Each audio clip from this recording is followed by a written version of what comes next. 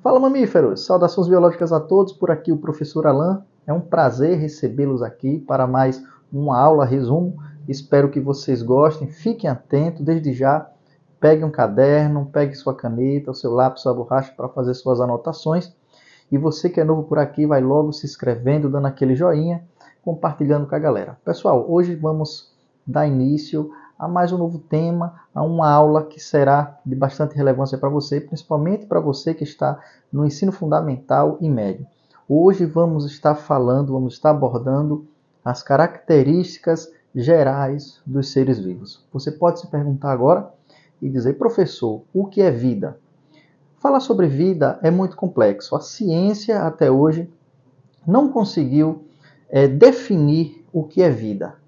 No máximo que a ciência, que os cientistas puderam chegar, foram nas suas características, ou seja, nas características dos seres vivos. E hoje vamos dar ênfase a essa temática que é de muita importância. Vamos falar sobre características gerais dos seres vivos. Então, mamíferos, quando nós falamos das características dos seres vivos, nós não estamos falando de uma característica física, lógico. Nós estamos falando de algo mais profundo. Porque seria muito fácil falar só dessa característica física, seria muito superficial. Vou dar um exemplo. Quando você vê um leão e um tigre, você observa que ambos são felinos.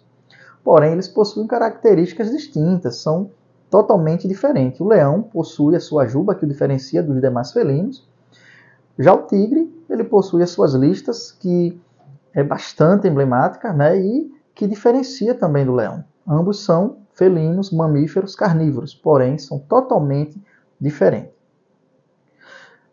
Todo organismo, para ser um ser vivo, ele precisa obedecer a alguns critérios. Você pode observar aqui ao lado uma lista do qual todo organismo ele precisa ter, ele precisa obedecer esses critérios. Por exemplo, todo organismo, para ser um ser vivo, ele precisa da célula. Todo organismo, para ser um ser vivo, ele precisa de possuir uma composição química. Ele precisa de nutrir e de metabolizar. Ele precisa de ter reações a estímulos. Ele precisa também de reproduzir e ele também evolui. Então, todo organismo ele precisa obedecer todos esses critérios que está aqui ao lado. Então, pessoal, como estudamos no slide anterior, todo organismo, para ser considerado um ser vivo, ele deve possuir célula. Ele tem que possuir célula, porque a célula é uma unidade estrutural e funcional do organismo, do ser vivo. Nós temos dois tipos de células. Nós temos a célula eucariótica e nós temos a célula procariótica. Lembrando que dentro da célula eucariótica nós temos duas células distintas. Nós temos a célula animal e nós temos a célula vegetal. Beleza? Lembrando que vírus é acelular. Vírus não possui célula. Precisa de um hospedeiro para se multiplicar. Eu estou trazendo aqui, pessoal, os três tipos de célula do qual eu citei. Eu estou trazendo uma célula animal, eu estou trazendo uma célula vegetal, que é a figura 2, e na figura 3 nós temos uma célula bacteriana. Beleza?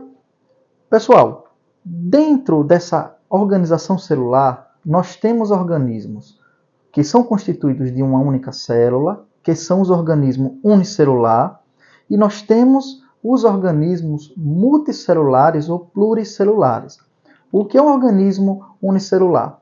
Organismo unicelular são todos os organismos que possuem uma única célula. Já os organismos multicelulares são organismos que possuem mais de uma célula, beleza? Galera, um exemplo clássico de organismo unicelular. Nós temos as bactérias, as cianobactérias e as arqueias. São organismos que são constituídos por apenas uma única célula. A ameba é um protozoário que possui apenas uma única célula, é um organismo também unicelular, porém tem um diferencial.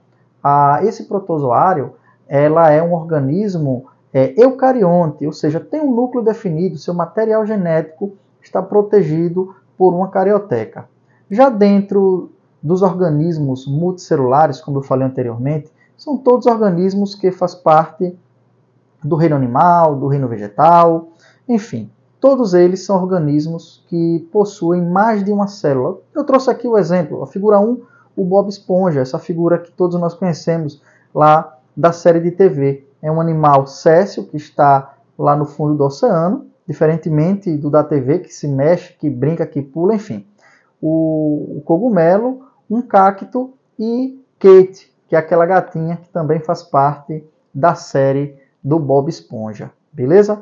Pessoal, todo organismo, para ser considerado organismo, ele também possui composições químicas, né? Ele precisa possuir essas composições químicas, essa composição química.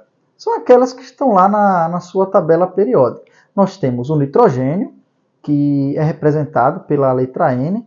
Nós temos o carbono, que é representado pela letra C. O hidrogênio, que é representado pela letra H. O oxigênio, a letra O. O fósforo, que é o P. E nós temos também o enxofre, que é representado pela letra S.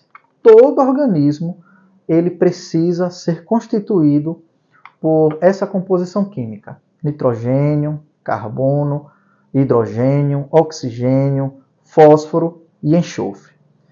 Tem uma dica, pessoal, do qual nós passamos, né, para você que às vezes, professor, é tanta coisa para a gente memorizar. Pronto, aí você escreve lá esse nomezinho, CHOMPS.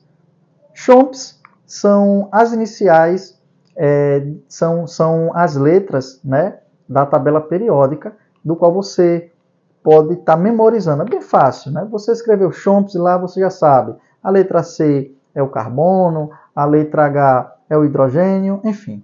Aí você estuda, memoriza, na hora da prova você tira um 10. Todo organismo ele precisa também de se alimentar, ele precisa gerar energia, que é para que possa se manter vivo, para que suas células se mantenham em equilíbrio. Ou seja, todo organismo ele vai se alimentar para que possa metabolizar, para que possa sintetizar. Beleza? Então nós temos dois grupos de organismos. Nós temos os organismos autotrófos e nós temos os organismos heterotrófos. Os organismos autotrófos, pessoal, são todos aqueles organismos que produzem o seu próprio alimento, a exemplo das algas, das plantas e algumas bactérias. Já os organismos heterotrófos são todos aqueles organismos que não produzem o seu alimento, a exemplo dos animais, dos fungos, dos protozoários e algumas bactérias. Beleza?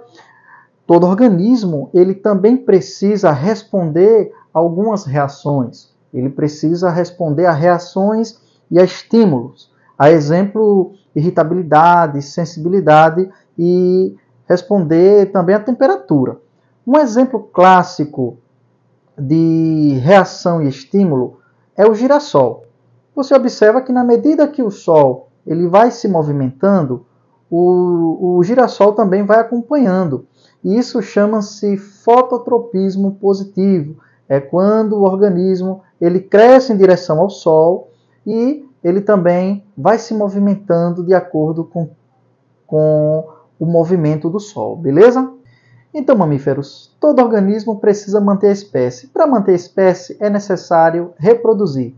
Existem dois tipos de reprodução. A reprodução assexuada, que é a formação de novos indivíduos a partir de um único organismo, de um único ser. E existe também a reprodução sexuada, que é a formação de novos indivíduos a partir da junção de gametas, beleza? Então, turma, para finalizar, nós vamos falar da evolução. Quando falamos de evolução, vem logo à nossa mente Charles Darwin e Lamarck. Ambos são naturalistas que desenvolveram teorias de muita relevância para os dias de hoje. Quando nós falamos de Darwin, nós estamos falando da seleção natural. Charles Darwin ele diz em sua teoria que todo organismo mais adaptado, ele sobrevive e passa suas características aos seus descendentes. Já Lamarck, ele fala que algumas alterações aleatórias no material genético pode fazer com que mudanças venham a acontecer nas características de novos descendentes. Beleza? Pessoal, foi um prazer tê-los aqui comigo.